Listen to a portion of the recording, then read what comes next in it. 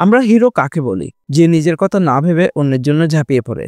মার্বেলে এমন চরিত্র পড়া, কিন্তু কিছুজন হিরোর কাজ করেও হিরো তকমা কখনো পাননি। তারা হিরোদের পাশে থাকলেও তাদের হিরো বলা যায় না। কেন জানেন? কারণ তাদের সিদ্ধান্তে মূল্যে থাকে ব্যক্তিগত স্বার্থ, প্রতিশোধ অথবা নিয়ন্ত্রণহীন ক্ষমতা। চলুন দেখে নিই এরকম 5টি জটিল চরিত্র কারা। Number 1, Scarlet Witch. ওয়ান্ডা কখনোই ঠিক হিরোইজম ফ্রেমে ঠিকঠাক বসেনি। তার যাত্রা শুরু হয়েছিল প্রতিশোধের তীব্র আকাঙ্ক্ষা দিয়ে, যখন সে অ্যাভেঞ্জার্সদের বিরুদ্ধে লড়েছিল। এমনকি সিভিল ওয়ারে ক্যাপ্টেন আমেরিকার পক্ষ নেওয়ার কারণে ছিল নিজের সুরক্ষা। সে যখন মাইলস্টোনকে ধ্বংস করলো, সেটাও ছিল স্বপ্রণোদিত একটা কাজ। কিন্তু এরপরের ওয়ান্ডা সম্পূর্ণ অন্য। এন্ড গেমের পরে সে নিজের শক্তির জন্য গোটা শহরকে বন্দী করলো, আর Doctor Strange Multiverse of the ম্যাডনেসে গিয়ে হয়ে উঠলো একটা মাল্টিভার্সাল হুমকি।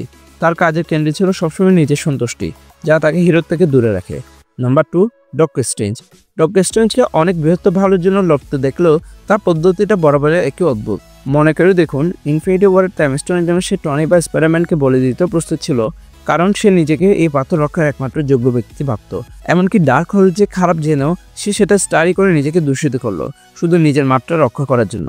তার এই স্বকেন্দ্রিক অহংকার তাকে হিরোইজম থেকে আলাদা করে। Number 3, Hulk. এখানে কথা হচ্ছে হাল্কের, ব্রুস ব্যানারের নয়। ব্রুস ব্যানার হয়তো ভালো মানুষ, কিন্তু হাল্ক হলো একজন বিশুদ্ধ ওয়ারমঙ্গার। তার সমস্ত কাজ চালিত হয় নিয়ন্ত্রণহীন রাগ দিয়ে, কোনো হিরোইক উদ্দেশ্য দিয়ে নয়। ইনফিনিটি ওয়ারে থ্যানোসের কাছে একবার হেরে যাওয়ার পর সে আর বেরোতে চাইল না। এটা প্রমাণ করে যে তার আক্রোশ শুধু ব্যক্তিগত ছিল, অন্যদের বাঁচানোর জন্য নয়। তার এই রাগ তাকে কেবল এক ধ্বংসাত্মক শক্তি হিসেবে প্রতিষ্ঠিত করে। Number 4, sentry. সেন্ট্রি সুপার বটে, কিন্তু একেবারে হিরো নয়। তাকে একে অনিয়ন্ত্রিত নিউক্লিয়ার বোমার মতো ভাবা যায়। তার ক্ষমতা এতটাই যে তার নেতিবাচক অংশ ভয়েডে পরিণত হওয়ার ঝুঁকি থাকে।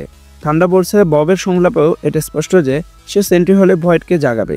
এই কারণে পৃথিবীর মানুষ আজও তাকে ভরসাযোগ্য হিরো হিসেবে গ্রহণ করতে ভয় পায়, কারণ তার ধ্বংসাত্মক দিকটা সব ভালো কাজকে ম্লান করে দেয়। Number 5, Moon Knight. কমিক্সে মুন নাইটের পরিচয় আরও জটিল। তার একাধিক ব্যক্তিত্ব, যেমন Marc Spector, Steven Grant, Jake Lockley, এবং অতিরিক্ত সংহিতা তাকে ভয়ঙ্কর করে তোলে। টাস্কমাস্টারের মতো ভিলেনও মুন নাইটের নাম শুনে কাঁপে। আর তার তৃতীয় ব্যক্তিত্ব জ্যাক লোকিত হলো সম্পূর্ণ এক উন্মাদ, এবং তার সহিংসত মাত্রা এতটাই বেশি যে এমসিইউ যদি সেটা পুরোপুরি দেখায়, তবে সেটা একটা স্ল্যাশার মুভিতে পরিণত হবে। তার এই অপ্রত্যাশিত সহিংসতাই তাকে আদর্শ হিরো হতে দেয় না। এই চরিত্রগুলো তাদের ব্যক্তিগত দুর্বলতা এবং নৈতিক জটিলতার কারণেই এত আকর্ষণীয়। তারা ভুল করে, তারা ভাঙে, কিন্তু তারা সবসময় এক গুরুত্বপূর্ণ কাজ করে।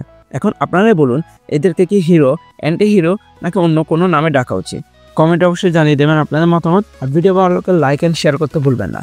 Thanks a lot for watching guys. দেখা হবে পরে কোনো ভিডিওতে।